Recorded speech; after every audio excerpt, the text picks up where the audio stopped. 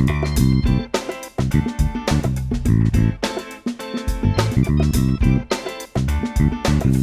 is up, guys? Welcome to episode 4 of the Just Sayin Sports Podcast. We actually ran into some of you guys in the field, as it were, last week. It's people we know in real life, and we're going to make some adjustments to it as we go forward. There might be some changes coming. Nothing to this format, but you may see more videos coming up. We're kind of brainstorming ideas right now.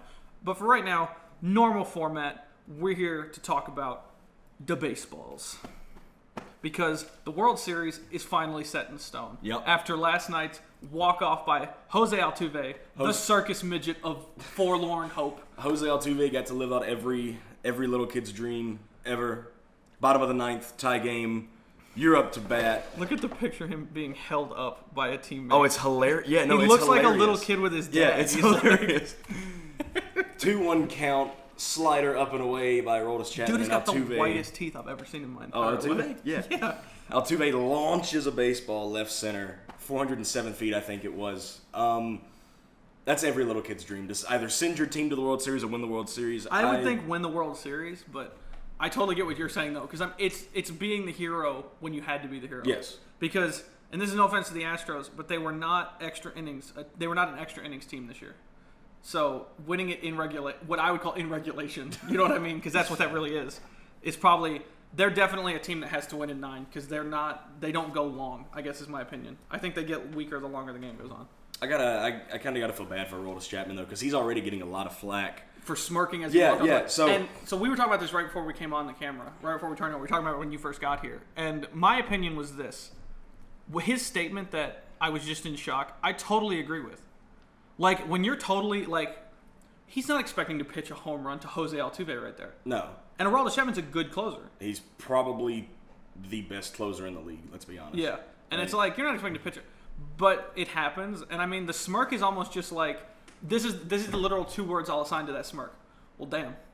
Like, I don't know what else to give it. It's just like, well, damn. Like, Everything that could have gone wrong in the 9th inning for Aroldis Chapman went wrong. Got the first 2 outs pretty easily.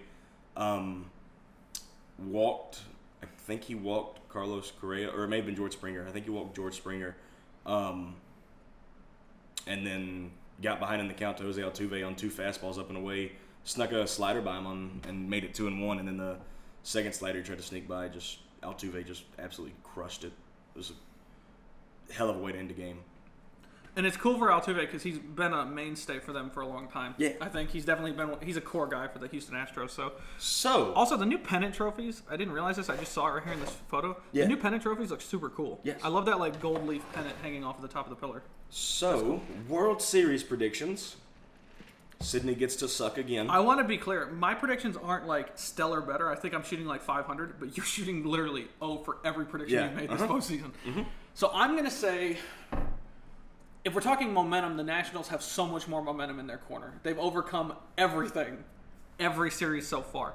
They beat the Brewers in the NLCS. They beat the Dodgers. They beat the Brewers in the wild card. My bad. With a 3-run double by Juan They Soto beat the in the bottom of the Dodgers 8th. with a grand slam off of Howie Kendrick In Game 5. In Game 5, off of Howie Kendrick to get to the NLCS. They swept us. They swept the Cards. Can we say something really quick? And this is something that we talk about a lot with baseball media. And I'm not trying to defend the Cards. We blew the NLCS, but I didn't think... I think he's trying to defend the Cards. No, it's not that. I think the article when we beat the Braves was they wrote about every team that was still in there and the teams that had been eliminated. And they said that the Braves and the Cards had the same kind of thing going on. That we have good futures ahead of us. Now, the Braves are much younger than we are. So they have a lot longer history with that roster coming forward. But now after we got swept by the Nationals, they were like, there's so many questions left. Like, the Cards are going to have to trade like a lot of people. And I'm like, I don't think trade a lot of people, but the aging members look aging. Yadier Molina was clutch, but batting-wise, his average has statistically not stayed well. Adam Wainwright honestly pitched fine. Like, he's getting older, and that needs to be addressed anyway, but he didn't pitch bad this postseason.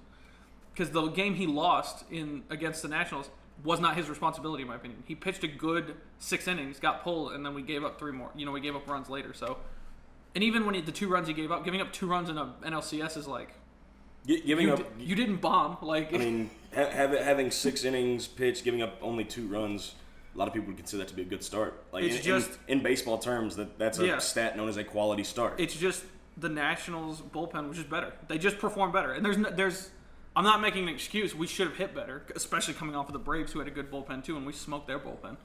But I think it's just, I think for me, what I find interesting about baseball media is it's either the world is fine or it's a 5-alarm fire. There is no middle ground. I saw a stat, and I legitimately think that the Cardinals used up every bat in their lineup that they had in the first inning of the NLDS of Game 5. Yeah. Because I saw a stat, and through the first 3 games, the Cardinals were 11 of 91 as a whole. 11 hits and 91 at bats. That comes out to a batting average of, wrong number. 121. 121. That is 79 points below the Mendoza line. That is bad for a team, especially in the NLCS trying to make the World Series. That is not good. But it's like you look at the games we lost. Aside from one game in the NLCS, there were no blowouts. No, it was 2-0, 3-1. 1-0, I believe, was one of them. I think Game 3 was 1-0. I can't remember for sure. Defensively, I think it was the 2 best teams in the NL. I think offensively, we just finally ran out of gas. And then the dream finally died.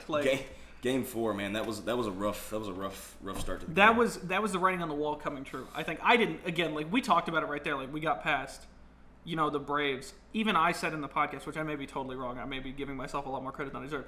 I said myself, I didn't. Shirt. What'd you say? I just read your shirt. Peekaboo. I didn't think we were going to sweep the Nats, or I didn't even say, I think I said I didn't think we could make the World Series. I said if we did, it'd be awesome. But this year was already way more than I expected after the start. We made it so much farther than I expected to go. So, but yeah, World Series predictions. I think what I want to have happen, I need to pick the opposite of. So I'm gonna say Astros in 6, but I really want the Nats to win because it's a National League team. But realistically, I think Astros in 6. I agree with you. I think Astros in 6. I think the Nats have enough momentum and enough skill when they have to have it to get some games. But I just do not. The Astros are just so dominant. I mean, I think they're just so dominant. I think we can lock in. Quite possibly, it's going to be the matchup of the World Series. I don't know if the Astros are going to start Garrett Cole or Justin Verlander in Game 1. I would assume they're going to start Cole in Game 1, and if that's the case, you're going to have probably Garrett Cole versus Steven Strasburg, and then Game 2, you're going to have Justin Verlander versus Verlander Max has Scherzer. not been good this postseason. No, he hasn't. But I mean, it's Justin Verlander. It's you're gonna. But he's not been good. I get what you're saying. The name means a lot, but it comes back to it's like Clayton Kershaw. His age, him and Kershaw are in the same boat. Mac and I were talking about this yesterday. Him and Kershaw with this year, yeah, Verlander's just not performing. It is showing. Their age is showing because I think for a lot of people it's lost on them. For Verlander, it's definitely not lost. He was with the Tigers for a long time. I think it's lost on a lot of people with Clayton Kershaw how old he actually is. And I'm not saying he's ancient. But he's been around a while, and it's consistent losses in the biggest he's 31. moments. I think Verlander's older than Kershaw. Oh, he is. He definitely. I'm look it up. But yeah, I think I just think the Astros are more consistent, and I think they've been much stronger. But I gotta feel kind of bad for my He's 36 years old, so he's 4 years older. He's 4 years older. 5 years older. My bad. I gotta feel bad for my Detroit Tigers fans out there. If you had been able to keep Justin Verlander and Max Scherzer, who knows? You could have had 17 World Series by now. Not that many, but 2 best starting pitchers in baseball. You could make that argument. Yeah, but they didn't have consistency behind them. No, they didn't.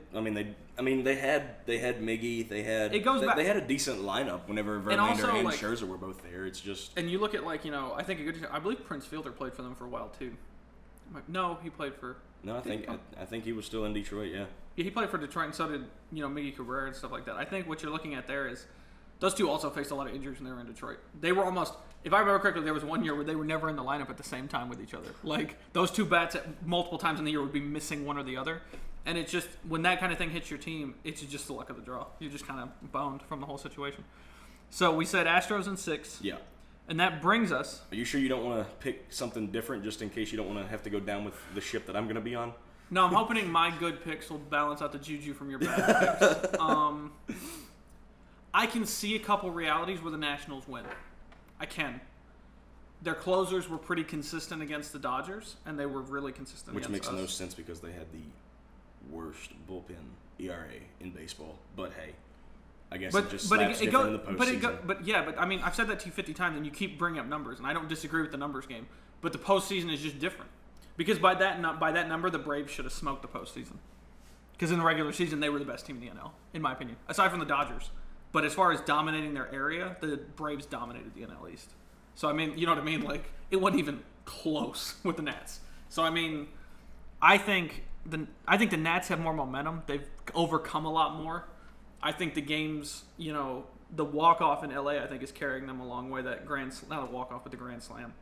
I mean, it would still be a walk-off. It's just not a game ender. But, I mean, it ended the game. It ended the game. But, I mean, like, I definitely think I think the Nationals could win it, but I'm just going to go Astros in 6. I think it's going to be a hard series, but I think the Astros win it. Which brings us to our question of the day, which you sent to me, and I had to answer. And I did my research at 1 in the morning last night. But my answer... Shut up. My answer, I don't think would have changed when I looked at the numbers. Gotcha. So we each had to pick what we thought was the most, and this comes from the Cards-Braves game, was kind of the origin of this question. Yeah, I would say that it had to do with that. What is your most dominant playoff performance? No, not even playoff. It was because the World Series will be right around the corner. Discuss what you think is the most dominating single game performance in the history of Major League Baseball. It could be a team like the Cardinals, 10 runs in the first inning of Game 5, or by a player like Josh Hamilton going 5 for 5 with 4 homers and a double. You could even do one of each if you feel like it's deserving enough. So when we were walking up the stairs to get here, we had a weird moment of like coincidence where we talked about, which was we both picked someone from the 90s. We both picked a pitcher, and it was a single game performance. Mine is in the World Series. Yours is in... Mine is in the 1st of May. Well, mine is in the first 5 days of May. First 5 days of May. Okay. First 6 days, I apologize. First 6 days of May. So, I picked a World Series game. You're going to go first, because this question was your idea. All right. So, go for it. All right. The most dominating single game performance in the history of Major League Baseball. May 6th, 1998. Kerry Wood's 20 strikeout game tying a Major League record. As a rookie, it was his 5th career start. First time in his professional career, from what I've been able to find, it was the first time in his professional career that he had gone a full game not walking anybody. If I'm not mistaken, he only had 6 more times in which he had pitched 6 innings or more and didn't walk anybody. September 24th, 2001, May 25th, 2002, June 18th, 2003, April 30th, and October 1st of 2004, and July 15th of 2005 are the only other times that I've been able to find in which he pitched 6 innings and didn't walk anybody. He pitched 9 through 122 pitches, I believe. Only 2 men reached base all day. Who was it? It was Ricky Gutierrez got a single in the top of the 3rd. It kind of doinked off the third baseman's glove, and you could have made an argument for an error, but nobody did. And then Craig Biggio was hit by a pitch, shockingly. I think it was in the top of the 6th is when that happened. By a rookie, for a rookie to do what he did in that instance, I think is the most dominating single-game performance ever. I could agree with that. Tying a Major League record of 20 strikeouts in a game, that is very hard to do. I think there's only been 4 people to do it ever. Roger Clemens did it twice, Kerry Wood did it once, Randy Johnson did it once, and Max Scherzer has done it. But I don't think anybody was as dominant as Kerry Woods was. Wait, for how many strikeouts? 20. In a 9-inning game, that is the most by a pitcher in Major League history. Greg Maddux springs to mind, but I think it was an extra innings game. No, because he wouldn't have pitched in extra innings. I'm trying to think. I want to say Greg Maddux got. No, there's somebody I can't remember who it is off the top of my head, but he had like 22, 23 strikeouts in a game before, but that was over like a 14 or 15 inning span. That was way I know who you're talking about. But okay, I get that. I don't disagree with that. I brought him up here on Baseball Reference. I totally understand that. Looking at his numbers, he had a really good. Also, the Astros had the second best lineup in the National League that year. I think their whole team overall hit 280 as a team.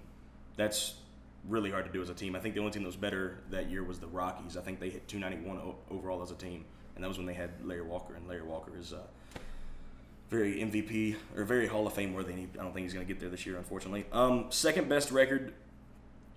best record in baseball, second in the NL behind the Braves.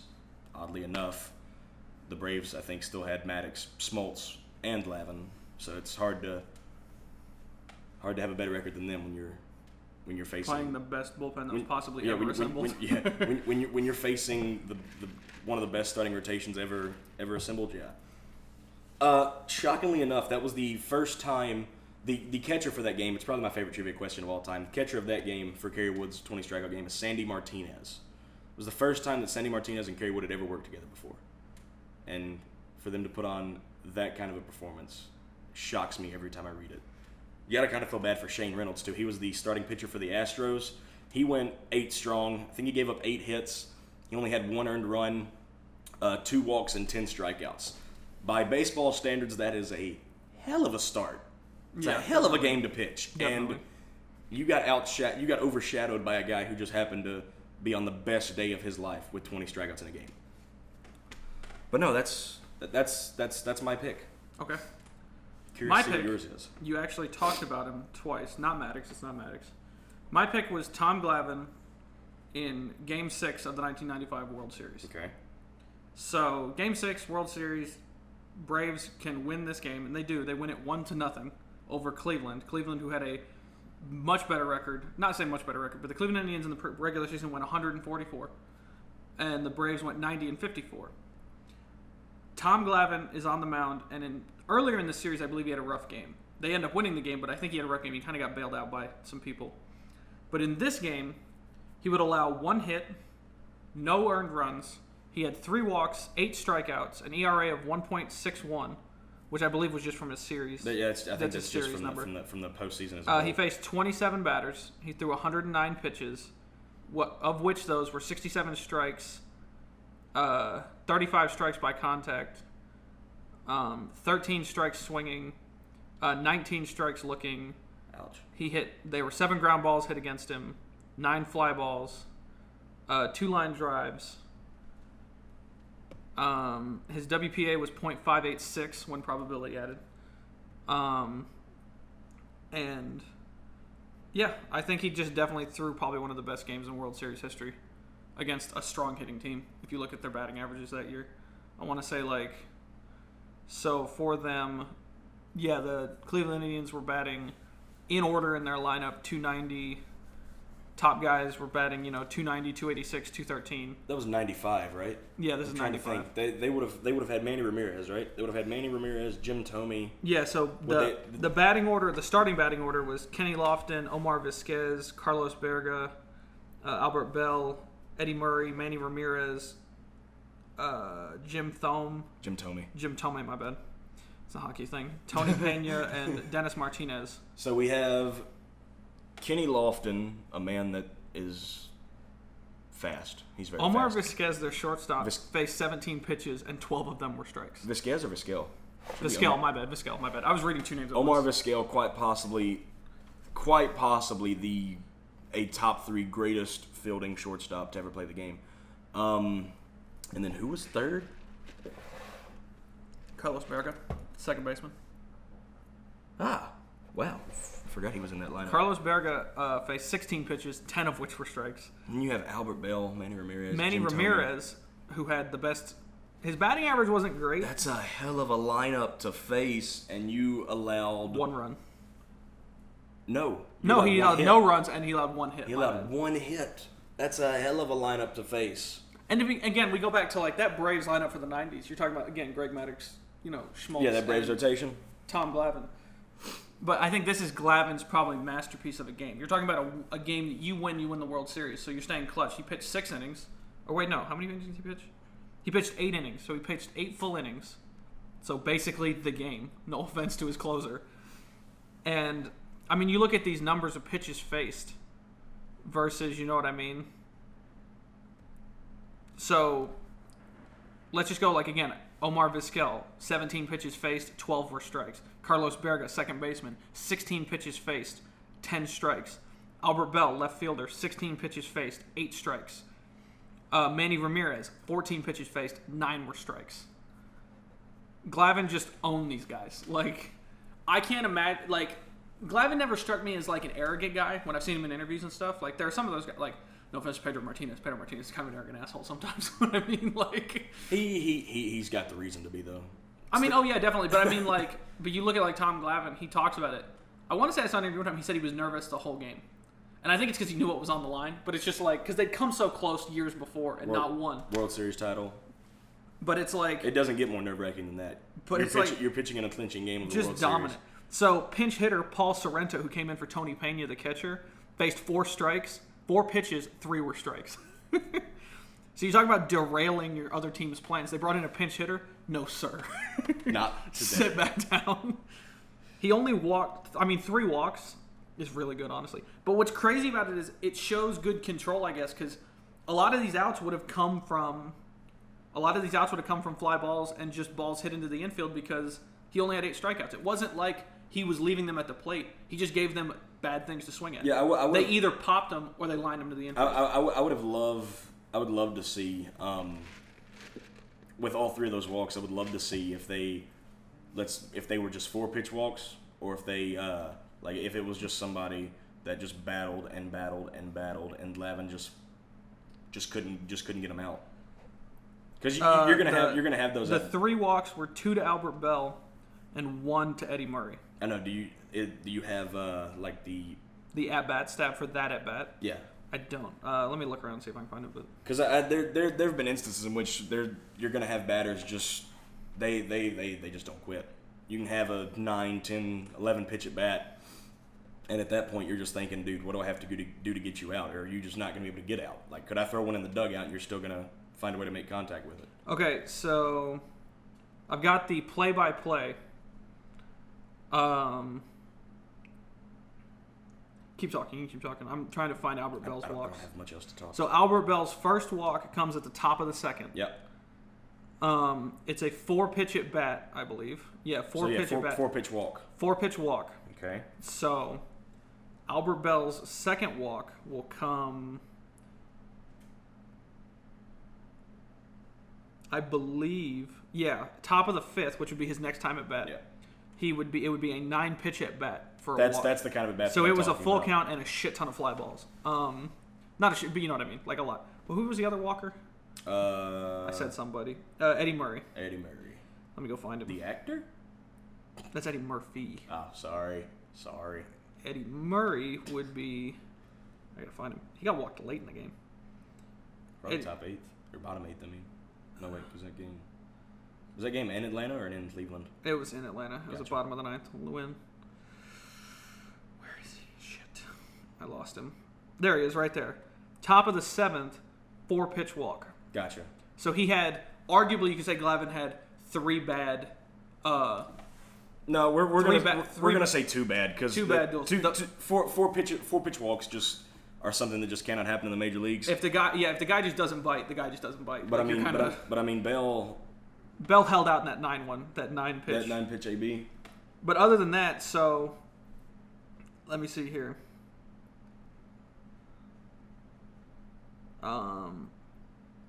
There's not many. There weren't a whole lot of. He didn't have a whole lot of like perfect, 3-strike appearances or 3-strike duels with people. But it was just commanding, I guess. You know what I mean? Like. Yeah. So, like, top of the 5th, Braves batting, like we said. So, Albert Bell will be walked on a 9-pitch appearance. Eddie Murray will foul pop fly, which was a 1-pitch, so he was caught, I guess. That was a caught. A 4-pitch out to Manny Ramirez. That was a fielder's choice to the shortstop. And then Jim Tomei will be struck out swinging on the next one to end the inning. Gotcha. So, he walked Albert Bell and then struck out the next 3 guys to end the inning. No. Walked. Or no, I mean he got the next 3 outs. Yeah. He got the next 3 outs in appearances, so my bad. So almost a 3-up, 3-down inning. Gotcha. Except for Albert Bell, which is, of all the guys in that lineup, a weird guy to let get on base. Because Albert Bell was... He was good, but I mean, again, you're talking about a lot. I mean, if you're talking about, I would say the premier guy I would pick out of that lineup to end Glavine's run.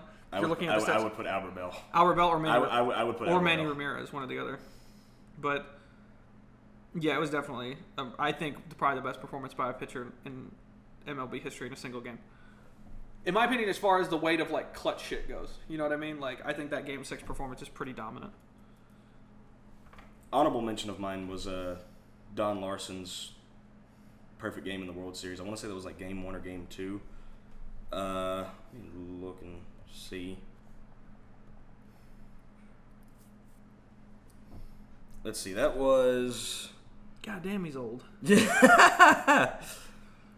Yeah, pitched the That sixth. was rude, Don. I apologize if you're watching this. He pitched the sixth perfect game in MLB history. It was in Game 5 of the 1956 World Series. It is the only no-hitter and perfect game in World Series history, and one of only 2 no-hitters or perfect games thrown in the MLB postseason.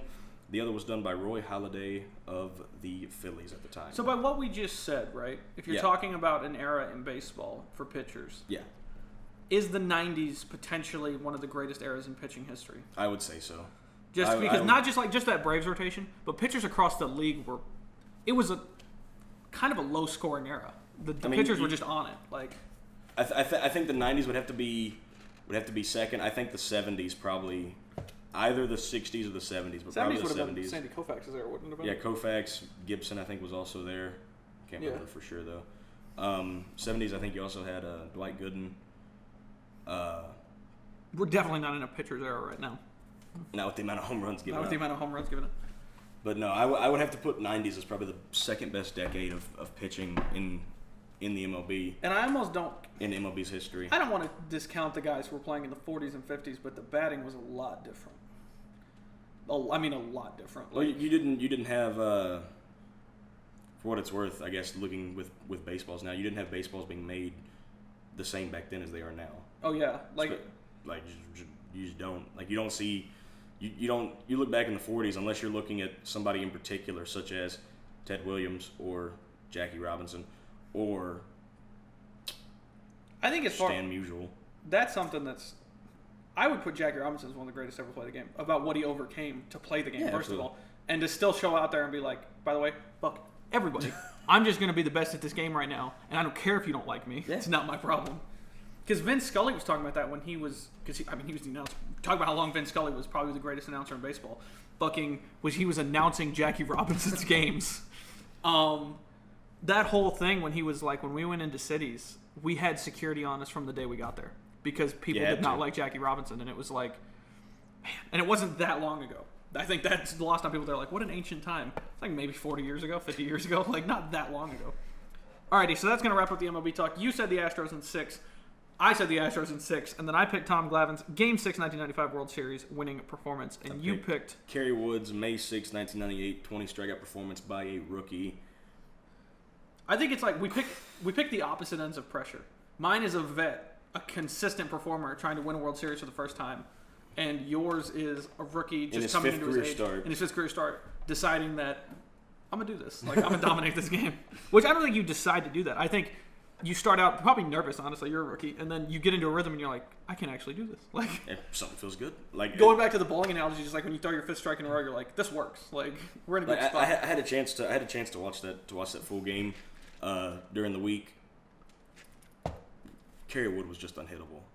Like he struck out every single person that came to bat for the Astros in that game. That was what I did the same thing. I kind of went and watched the highlights from this game. You know how like you get pitchers now who like celebrate a strikeout? Mm-hmm. I may be wrong in saying this. Tom Glavine might be icing like a guy that's just like the Iceman, like just ice in his veins the whole game. He just looked like normal day at the office. I don't know what you want me to say. And I think in a way that's the best psychological games. It's like they're like he's pitching a really good game. He's over here just like.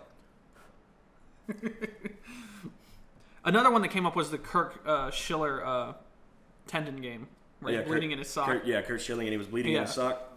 Yeah, but there's a lot. Did you see where people say that was like kind of hammed up for the sake of the story? I mean, where people were saying like he wasn't actually bleeding that bad, like that it was just he'd been bleeding. Somebody was drawing red marker on the sock. No, they said like they were just making it look worse and worse as the game went on because they wanted it to be cool. Because I mean, he didn't look injured.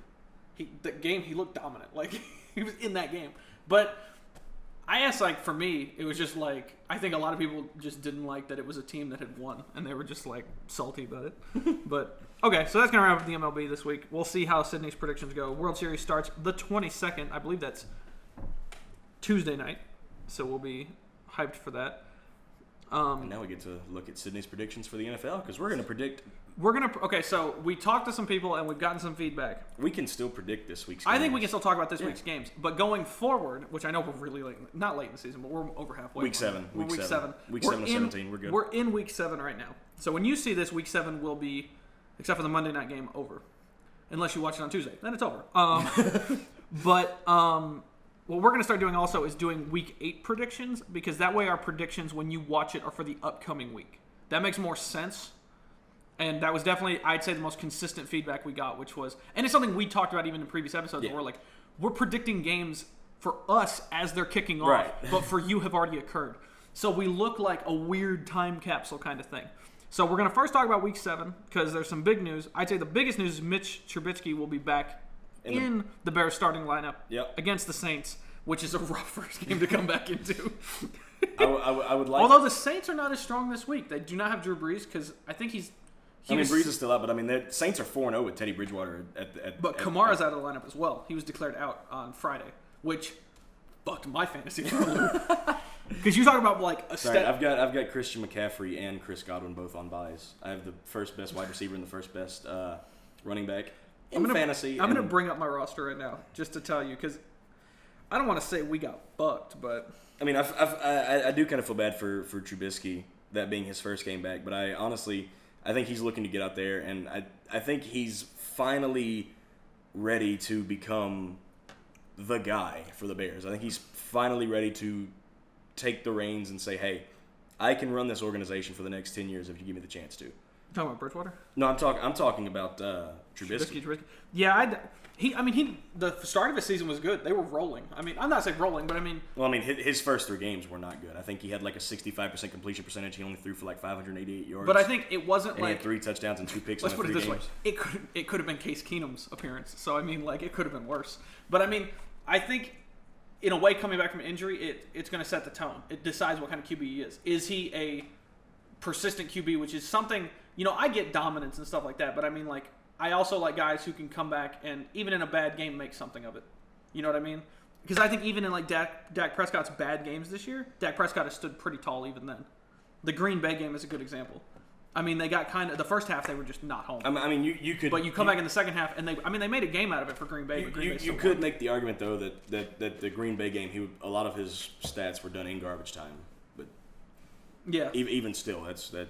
They made that a close game for a game that for a while there looked completely overdone. Like, so my starting lineup is Dak Prescott, Josh Allen, who I traded Gardner Minshew. The mustache of destiny has left us on Americana Foosball, my fantasy team. Thielen is starting because every week we talk about trading him, and every week he puts up a good game. So it's just like no reason to let him go. Thomas is starting as well for the New Orleans Saints. Lindsey is in the first right back spot, which he's usually been in. He just had a really rough yeah, that was a rough game. Jones has been rotated up into the start for Green Bay. Aaron Jones? Yeah. They're against Oakland, which means he's probably not going to have a bad game. But I had no other right backs to put in for Kamara. And Jones isn't a bad backup for Kamara, so I'm not mad about that. Kelce had a rough game, even though he got the win against Denver, but as a tight end, he just did not have a great game. 6 catches, 44 yards. Yeah. Just not. Of course, Mahomes. Nothing long. Mahomes going out really, really hurt Travis Kelce's performance in general. It just rocked the rotation, too. I gotta say, though, I've going back off that, I think the Chiefs have found not only a good backup in Matt Moore, former Dolphin, shout out, but he's also... So y'all are going 0-10, though. I mean, like, you mean 0-16? 0-16, yeah. You're going 0-16, right? Probably. Because your one chance at a win you were talking about did not happen. I mean, we could still theoretically beat the Jet. We're not going to beat the I have Jets. McLaurin in the flex spot because we made that mistake last week, but that was my bad. No, I think the Chiefs should be in really good spirits, not only with the fact that Mahomes is only going to miss 3 games, but the fact that Matt Moore came in and produced rather well. Granted, it was against the Broncos, but he still produced rather well, and I think he can be a good starting quarterback for the next 3 games while Mahomes is out. I mean, I think if the Chiefs go 2-1, it's not going to be. They're not going to consider that to be any type of loss, you know. No. I have a really quick question. Yeah. The guy I'm up against in fantasy, really quick, to be a distraction, had Joe Flacco as his starting second quarterback behind Kirk Cousins. Joe Flacco did not have a good week last week. No. Against, I think he threw for like 213 passing yards. I don't think he had an interception, but I know he had a fumble recovered for a touchdown. 213 passing yards, 1 fumble loss. On the nose, boys, on the nose. But for fantasy points, if you had Joe Flacco, his fantasy points total for our league at least was 6.52 for a projected 20.87. So Well, I mean, the QBs always get huge projections, though. Like, holy shit, they win the lottery every week. But the projections make sense, though. The QB is the most. I mean, he has to touch the ball more than anyone else. I would say the QB is the most important position on the field. You're gonna that man is going Everything to decide. goes through him. Yeah. That's the thing, though. That's the funny thing, though. You look at the projections. It's like what you said. The projections don't matter. Is Joe Flacco just did not play a good game, and he also got no. It's not. It's not that he didn't play a good game. He got zero help. Also, he never had a chance to throw the football. I watched that game while I was at work. Sorry, but he had a. He didn't get any. He had no offensive line protection whatsoever. The Chiefs' defense looked ungodly Thursday night. It was very odd to see. Like, yeah, you don't expect because they've been a strong defense. No, they haven't been a strong defense. Chiefs' defense is god awful. Oh no, you're right. Sorry. Like, I was definitely had a different. I think it was the Redskins I had in my mind for some reason. I'm sorry. Like, Chiefs' defense has been god awful, and for some reason they were able to step up against the Broncos and just shut them down. Predictions. So we stay on topic. Yeah. Before we get lost in the world of Joe Flacco's reality. All right. Games today in order. I say in order. It's just in the order they're on NFL.com. We have San Francisco at Washington, Arizona at the Giants, Houston at Indiana, Oakland at Green Bay. Let's just do those first four, and then we'll work our way through the rest. Okay.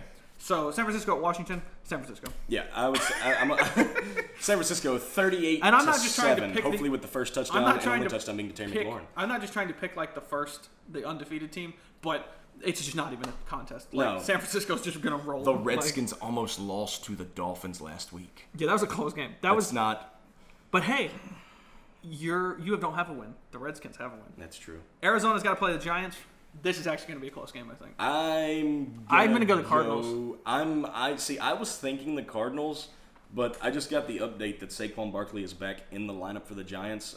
Ooh. As bad as I hate to say it, I think they're going to try to lean on him very heavily in his first game back. They're going to just nom the ball to him. I see the Giants winning, not by a lot. I don't think they win because of Daniel Jones. I think they win because of Saquon Barkley. I see the Giants winning like 28-21. It's going to be a close game. It's going to be a close game. Yeah. I'm going to stay with the Cardinals. Kyler Murray's looking good. They've not been unbelievable, don't get me wrong, but they've been consistent at their level. You know what I mean? They've played the same game every time, and it doesn't win sometimes, and it wins other times. I would call them the team that's keeping it. They're using the KISS method very true to its word. Keep it simple, stupid. But I mean, they're 2-3-1. They're better than some other teams, so I mean, it's arguably working. All right, Houston. Why do you got to shut up the Dolphins like that? All right, what's the next one? Houston, Indiana. All right. Or Houston, Indianapolis. Houston, Indianapolis. My bad. Same thing. I'm gonna say Houston just for the simple fact I've got Deshaun Watson in my starting QB rotation in my fantasy lineup. You saying Houston? Yeah, I'm gonna say Houston. I'm gonna say it's gonna be 31-24 is my guess. I'll go Houston with you. All right, next game would be Oakland, Green Bay. I'm going Green Bay. I don't know.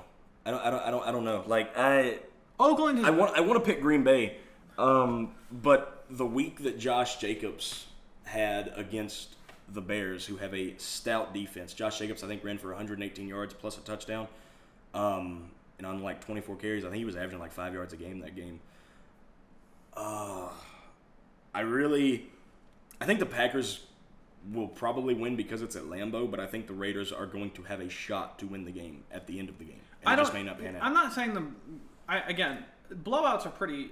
I mean, they happen. Don't get me wrong, but I think they're a little bit rarer these days. I don't think it's going to be a blowout either, but I just think Green Bay's been much more consistent in what the game they're trying to play is. And I think they've showed performances against big teams, and Oakland is, no offense, just not a huge team right now. The Cowboys game is a good example because everybody, I think, had – it's nothing against the Green Bay Packers. I think a lot of people had the Cowboys going into that week, and Green Bay showed up and was like, no. Like, we're going to play a good game. All right, next three games up on the docket are Minnesota at Detroit, Jacksonville at Cincinnati, Miami at Buffalo, and LA at Atlanta. That's four games, but we'll just go with it. First, we got Minnesota at Detroit. I'm going to say the Vikings win that game. Dalvin Cook is going to run all over that defense. Probably going to go for like 145 yards, 2 touchdowns. I'm going to say Minnesota by like 31-17. Matthew Stafford's going to have a great game. It's just not going to be enough. I'm going to go black sheep here. I'm going to say Detroit. Naturally. I just think Detroit's been weird. You know what I mean? Like, I don't know how else to put it. Detroit's been weird. They were a part of the most boring game I've seen all year, which was against the Cardinals, that draw. That game was just like, if I was a fan, I would have been like, why are we here? Like, what did we just waste 4 hours of our lives for? But I just think, I'm just going to give it to Detroit. Detroit is a weird team The Lions went from a team. Were they the first team to go 0-16 in the season? I think so. Yeah. Yeah, it was recent. It was like 2008. 2008. Yeah. I think it could be. I think Detroit could pull it out. I don't know why. I just this. You know those gut feelings you get where you're just like an underdog team. Yeah, can win? yeah, like somebody picking the Nationals. At the start of September to go to the World Series. I'm looking at you, Jack. Accidentally makes. Yeah, but didn't he also have the Twins? Didn't he say it was the Twins' year to win the World Series? Yeah, he did. So I would say those balanced themselves to a 500 because they got smoked. So let's do So we're gonna split on that one. Detroit. I have Detroit. You have Minnesota. Next one, Jacksonville, Cincinnati. Jacksonville. Cincinnati. The stash of destiny takes home another win, makes the Jags 3-4, and I don't think he's gonna be solely responsible for that one though. No, Leonard Fournette's gonna have himself a Fournette's field day. Jurgen Klopp is going off on the third official right now. We have the Manchester United-Liverpool game going on. It's soccer. I don't expect you to care. I just put it on because it was going to be a good game. Manchester United 1-0 right now, which is pretty wild. Okay, next game is your Miami Dolphins in Buffalo against the 4-1 Buffalo Bills. Buffalo. Mostly, again, okay, this is going to sound like an asshole thing. I have Josh Allen as my starting quarterback, starting QB2. I need Josh Allen to win this game. So I just don't think y'all can do anything about it. Of the 17 games that the Dolphins could possibly win this year, at Buffalo against the Bills is not a game that I would expect to win. So I'm gonna go Buffalo. It breaks my heart, but I'm gonna go Buffalo, and the Dolphins are gonna move to 0-7. If the Dolphins find a way to win, you will not see me on next week's podcast because I will be in Vegas playing the lottery. Probably. You don't have to go to Vegas to play the lottery. Just go to Kroger and buy I just want to go to Vegas. Just go to Kroger and buy a ticket, bro. All right. Next game, LA at Atlanta. This is a bit of a. You got the Rams at 3-3. Probably all playoff hope rests on this game. You have the Falcons at 1-5 because they need to get positive quick here. Yeah, you have the Falcons at 1-5. I think who are just trying to. They're gonna try and be that guy that fucks up everybody else's dreams. And they're gonna be the Colorado Rockies of the NFL. Okay, tell me if I'm wrong here. The Falcons don't have a terrible lineup. No. Just they have no consistency. I mean, they have, like, in my opinion, what would be top 5 offense in the NFL. You have Matt Ryan at quarterback. You have Devontae Freeman, who is, when healthy, a stellar running back. You have quite possibly the second best wide receiver in football right now in Julio Jones. You have a good man. You have a good number 2 man in Calvin Ridley. You have, I think he's the number 2 fantasy scoring tight end in football at Austin Hooper. He may be number 1. You have a consistent offensive lineup from week to week, and yet the defense can't seem to pull it together. And it's very frustrating to see, just as a football fan, to see that talent on the offensive side being wasted by the defense. But it was, They're against the Rams. They're against the Rams. It's in Atlanta. I honestly think the Rams are still going to find a way to pull it out. I do too. But I think it's going to be tough. I don't think it's going to be an easy game for them. And I think Atlanta's going to get some serious points on the board, so I could see it as a high-scoring affair. I mean, I think the Rams defense is going to be responsible for that win. I think Aaron Donald's going to have a field day. It's going to be holding them right what they need them to hold them at. Yeah. I could see it as a one-touchdown game. Maybe like 24-17, something like that. Yeah. I mean, you know what I mean though. Like, I don't see it as being like the Patriots playing like, you know what I mean, like the Patriots playing the Dolphins. The Patriots playing, you know what I mean, like it's going to be something I think under 30 points for you know what I mean, for both teams. Yeah. And then I think it's going to be like what you said, like maybe 24-17 or something like that. What's next? The Chargers at the Titans. Chargers. Chargers. I could see that. The Titans' defense has not been bad. It's just they have nothing going for them going forward. Their possessions are just not good. Let's not skip over the fact that the Titans have benched Marcus Mariota for Ryan Tannehill, also a former Dolphin. I'm hoping he does well. Yeah, because after what I've seen with Ryan Tannehill in Miami, he's probably not going to do well. Yeah, because I mean, like I want to say they pulled him at the end of last week's game. Yeah, they did. And they put him in, and Tannehill didn't do any better than this. But I think Tannehill Tannehill did decent. He just got put in a bad situation. It wasn't a good place for him to show his skill because you're already getting kind of held up. Because that wasn't the Bills game, was it? No, who'd they play last week? Was that the Bills? No, that was 2 weeks ago. That was 2 weeks ago. I don't know. Because the Bills game was just poor play calling. I can't remember. They were just all over the place. But so I'm going to say the Chargers win. But again, I think another one of those games, it's not going to be like, I don't think a blowout. I think it's just I'm expecting Keenan Allen of the Chargers to have like 17 catches, 337 yards, and like 6 touchdowns. That's a bit of a bold prediction, but I'm expecting the Chargers to put up at least 35. I'm not giving the Titans defense a lot of credit. Don't get me wrong, but they haven't been. The Titans defense has not been terrible. No, Titans are gonna give up 35 points to the Chargers. It's gonna be like 35-14. Okay. Next game is Baltimore at Seattle. Seattle. Yeah. Russell Wilson looks unstoppable. Baltimore's QB's fine, but it's just like Seattle's offense has just been. They always find that one play they need to get the system rolling again. I think Russell Wilson is, third in passing yards in the NFL. I think he's got like 1,873 or something like that. Liverpool scored 2 minutes after they gave up a goal equalizer. He's got 14 touchdowns. He's got no interceptions. He's putting up the best case for winning MVP right now besides Christian McCaffrey. And I say that because Christian McCaffrey's just he's of a different being. All right, next game. So are we both picking Seattle? Yeah, we're both picking Seattle. Cool. New Orleans at Chicago. All right, so this game is going to be interesting. So I think, like in my playoff predictions, I have the Bears winning the NFC North. But if they want to win the NFC North, they have to win this game. They are 3-2 right now. This game decides their fate for the season. If they win this game against the Saints, who have a stellar defense, and Teddy Bridgewater is playing very well right now, if the Bears win this game, they will, in my opinion, go on to win the NFC North. Plus, the game is in Chicago. The Bears are going to find a way to pull it out. I'm going to say it's going to be very close. I'm going to say like 24-21. Yeah, this is going to be a hard fight. I think Trubisky, this could come to field goal. I think Trubisky in his first game back is going to finally take the reins and show like, hey, I'm a starting QB. I'm ready to do this for the next 10 years. Sign me up, coach. Yeah. I think New Orleans. Really? Mm-hmm. I just think they've just been good. You're thinking by the same score that I use, just New Orleans has a 24 and Chicago has a 21, right? Exactly. Pretty much, yeah. I just think New Orleans they're just a hard-fought team. Every team that's played them, you can just see it's a tough game. The Saints are a tough team, and I think that the Saints are going to pull it out. But again, I think it's going to be like 24. I think it's a field goal game. Like I think it's going to be one of those. I think it'll be I'm not saying it's going to be an all-time game, but I think it'll be a fun game to watch. If you had to pick a game to watch this week, I would watch the Bears Saints. I think if you had to pick one game to watch, you wouldn't watch the Dolphins and Bills? No, because I think the Bills are going to smoke you. Fun fact: Dolphins have given up I think 154 points through the first 6 games. Most through a 6-game span in the history of the NFL. We are already. You're a record-breaking team. Yes. So, that was probably the meanest thing I've ever seen. I think the highest point or the worst point differential in NFL history was done by the 0-14 Tampa Bay Buccaneers back in 1972. I think it was. I think they had like a negative. I think I watched the NFL films about that. I think it was a negative 283 point differential. I think it was also the 1986 Baltimore Colts had the worst point differential by a team that had played in a 16-game season. I want to say it was like negative like 274, somewhere very close to that.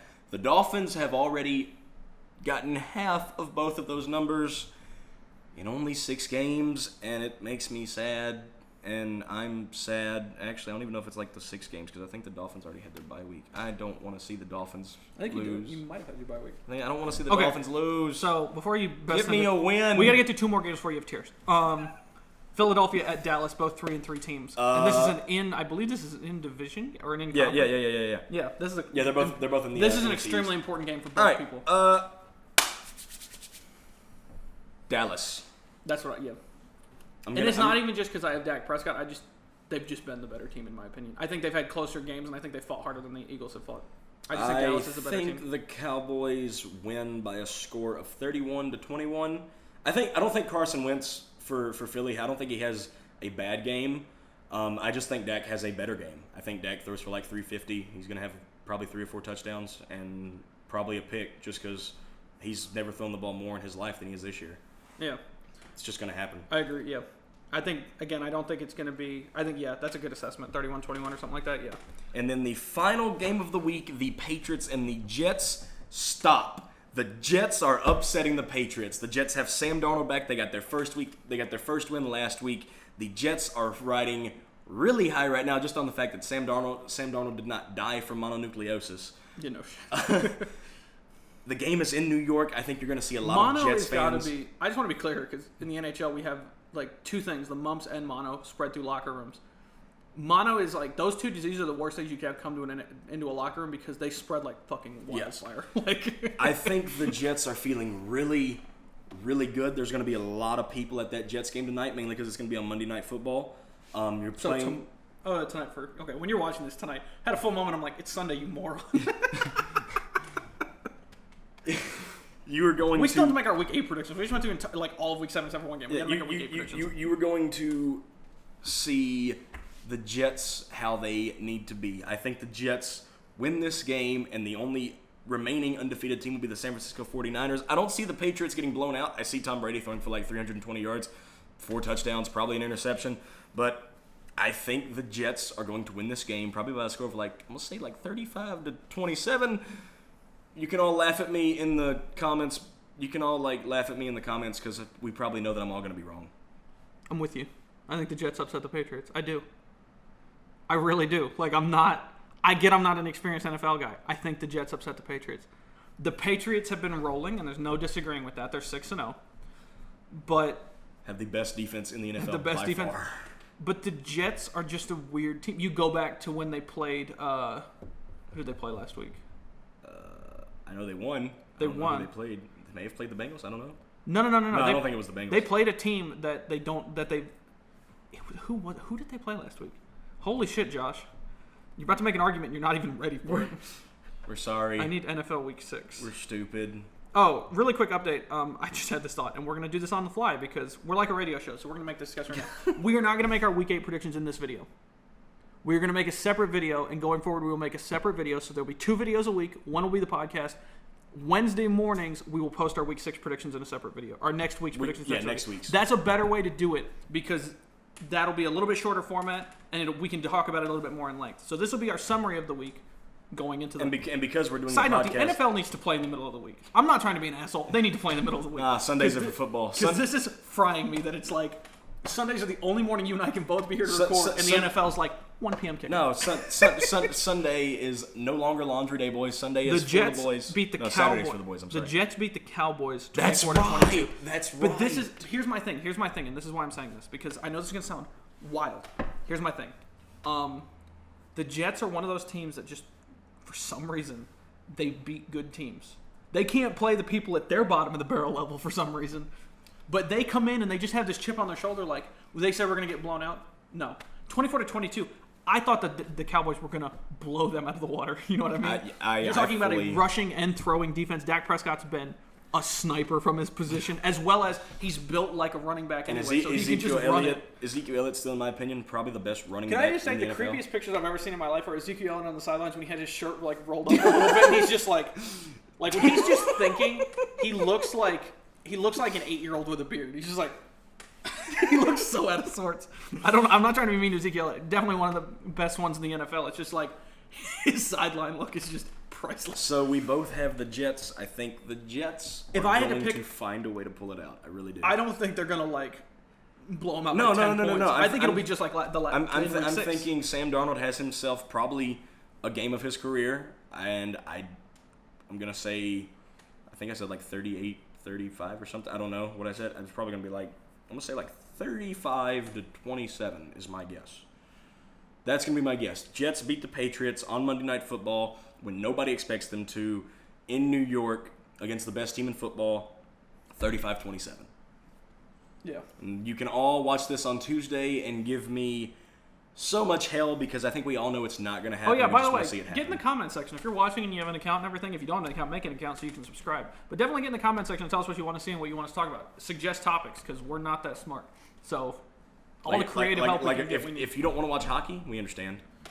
Yeah, that was the weirdest complaint I got over the week was we're not even going to get into that. But we are going to get into hockey. We still love you, though, Dave. Because the Devils have 2 wins in a row, one against the rival Rangers, which I feel like was the best game to get back on track with, to beat a divisional rival and your local rival, the Hudson River rivalry.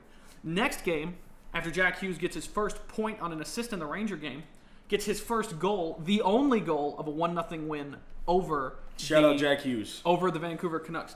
The kid was amped. I think you were right. I think the Devils just had to. We have the pieces. We have a good team. But You had to find a way to get to get off the bus knowing the other 20 players on the roster. Brian Burke's assessment, which, by the way, Brian Burke made a suggestion I'm watching Sportsnet last night because I have the NHL package, so I can watch the Canadian broadcast. He's on Sportsnet. Brian Burke was a general manager. He was a huge executive for a long time. He thinks there should be a shot clock in 3-on-3 overtime in ice hockey. So if you maintain possession for so long and do not shoot at the other team's net, you should have to render possession or a face-off should occur. But what I don't agree with that on is for some reason he was, I guess, mad, or I might be misinterpreting this.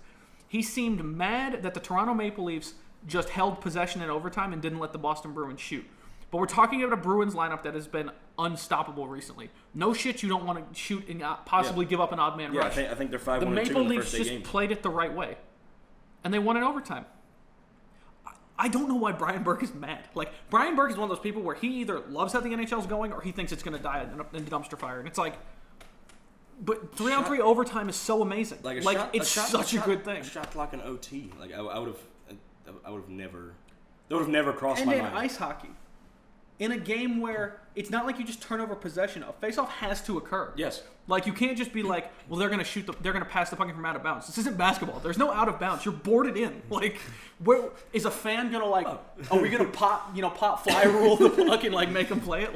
Icing penalty? Oh, yeah, no, we'll just throw it in from the opposing. The ref gets to kick it, and however far, it's like an onside kick. I just could not fathom where he was coming from with that. Otherwise, in the NHL, the Sabres and the Avalanche are rolling. The Sabres are 7-1-1, and the Avalanche are 7-0-1. 7-0-1. So, we say again, like we said last week, nobody knows what's going on in the NHL. I think again, I go back to we can all make our. People are talking about Phoenix Coyote fans. So I believe Phoenix is in the first wild card spot in the West At the moment, yes. And I was sitting there for a second. I'm like, guys, we're not even 10 games in, and you're talking about the wild card. We have an 82-game season to play, and they're like, we're in the wild card. It's like the Dolphins. It's like the Dolphins in the first game of the season after losing to Baltimore. Our first thought was, we're tied for second. We're tied for second in our division. We still got a chance.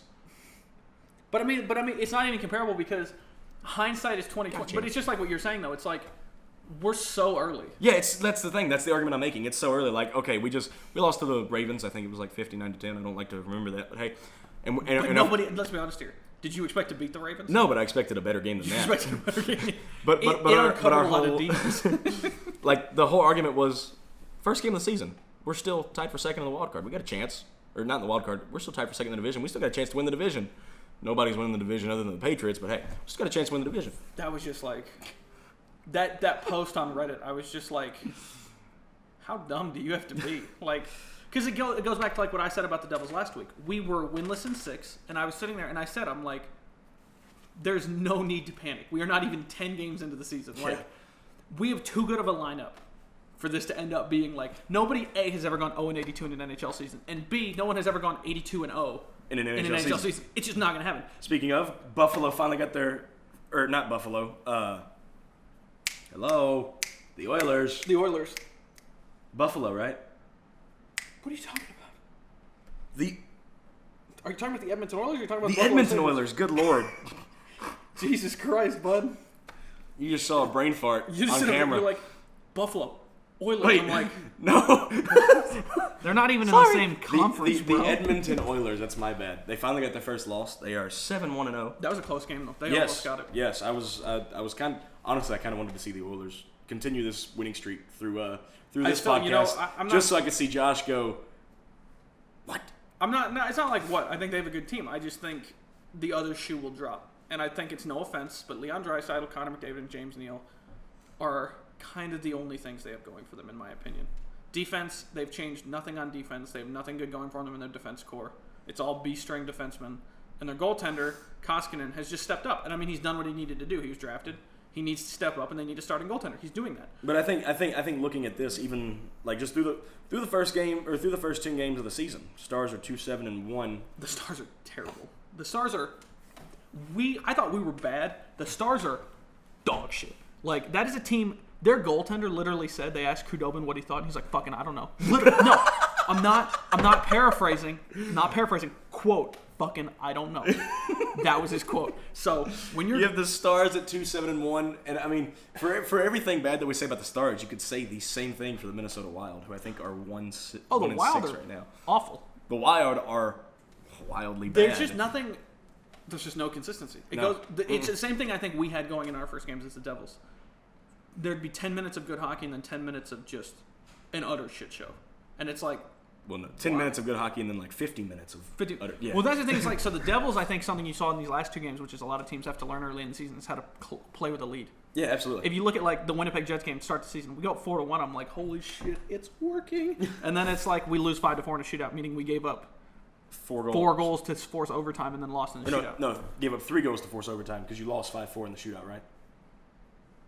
Yeah, so you gave up 3 goals. I can't remember if we had a 4-1 lead or a 4-0 lead. We might have had a 4-0. Either way, no hockey team should give up either 3 or 4 goals. Well, that's like you go back to like last year's postseason where the Vegas Golden Knights wanted to change in the rule book because a player was ejected for a play. Right. Where he hit, I believe it was Joe Pavelski, the San Jose Sharks. They got a 5-minute power play. The Golden Knights will go on to give up 3 goals to force overtime and then lose in overtime. And I'm like, but the San Jose Sharks account quote tweeted the Vegas Golden Knights account and literally said, I mean, you guys had a 5-minute power play earlier and we didn't give up any goals. So, and that's the exact argument. It's just like, just play defense. You've been a good defensive team. And when you give up 1 goal on the power play, you get that defenseman, or you get the man in the penalty box back, so it becomes an even lineup again. Don't give up 3 goals. All right, so like we said, nobody knows what's going on, but I think this is the beauty. I think this is the beauty of a salary cap league.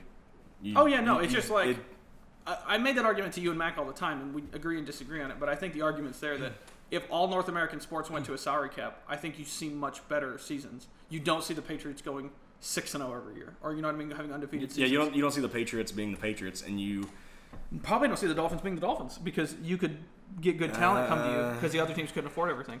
But unfortunately, the weird thing is y'all draft fine and then just they don't pan out. Y'all just apparently have no ability to scout. I will say our first round pick this year, Christian Wilkins is looking really good.